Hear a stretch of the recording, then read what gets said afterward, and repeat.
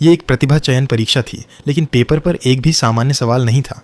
जैसे, अगर ऊंचाई से एक भेड़ और एक हाथी गिर रहे हों और तुम सिर्फ एक को बचा सकते हो तो किसे बचाओगे?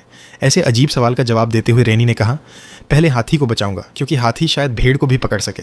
परीक्षा जल्दी खत्म हुई और टीचर ने तुरंत घोषणा कर दी कि रेनी इस राउंड का एकमात्र विजेता है। इस तरह रेनी अगले राउंड के लिए चयनित हो गया। फिर परीक्षा लेने वाले ने सवाल किया, दीवार पर 3 स्विच हैं, जिनमें से एक ही ऊपर की लाइट ऑन करता है। सिर्फ एक बार ऊपर जाकर देख पाने की शर्त में तुम कैसे पता लगाओगे कौन सा सही है? तुरंत एक लड़की ने जवाब देने की कोशिश की। अपने कई वर्षों के कैंची पत्थर कागज़ के अनुभव के आधार पर उसने कहा, ज़रूर पहला स्विच सही होगा। लेकिन परीक्षा लेने वाले ने गलत घोषित कर दिया, क्योंकि यह तर्क सही साबित नहीं होता।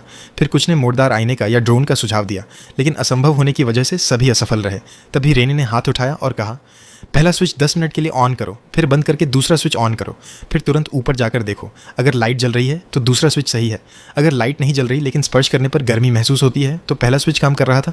अगर इनमें से कोई नहीं तो तीसरा स्विच सही है। इस लॉजिक की परीक्षा लेने वाले ने तुरंत सराहना की, लेकिन अगले ही पल पीछे खड़ी छोटी मी ने और सरल तरीका सुझाया। निर्माण मानक के अनुसार स्विच से दरवाजे की दूरी 3 सेंटीमीटर होनी चाहिए, तो स्पष्ट है कि केवल दूसरा स्विच सही है। परीक्षा लेने वाले ने कहा कि यह तरीका थोड़ी चतुराई है, लेकिन छोटी मी ने जवाब दिया, काला बिल्ली हो या सफ़ेद बिल्ली, बस सही उत्तर देने वाला ही अच्छा है। परीक्षणकर्ता अब चुप रह गया और छोटी मी को भी पास कर दिया गया।